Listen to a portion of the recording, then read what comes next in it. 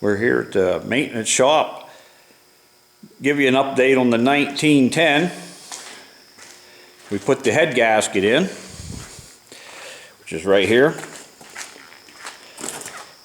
We did not see anything wrong with the head gasket.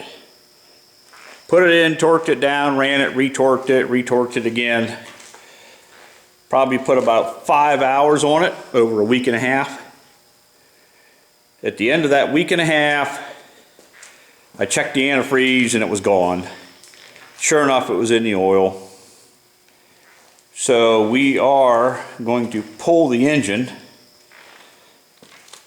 and check the sleeves to try to see if that is where it's going. We were trying to drop the oil pan,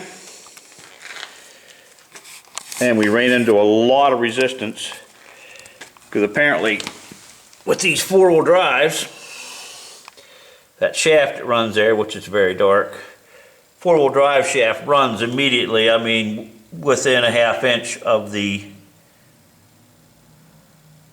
oil pan. So we are just going to regroup.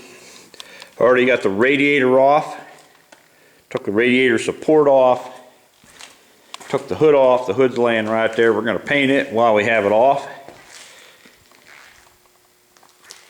Other than that, it ran great, had no problems for a week and a half, and then it just decided to, whatever was leaking decided to leak. Got some of the painting done on it, ended up with 2 different color paints. I don't know how that happens from can to can. One's a little bit darker than the other, but that's fine. We're going to make it look good when we get all done. But yeah, we have to pull the engine, take the oil pan off, take the head off again. We're going to knock the pistons out, knock the sleeves out, probably put new sleeves in it with new O-rings, put it all back together and try again. So that is where we're at with the Ford 1910.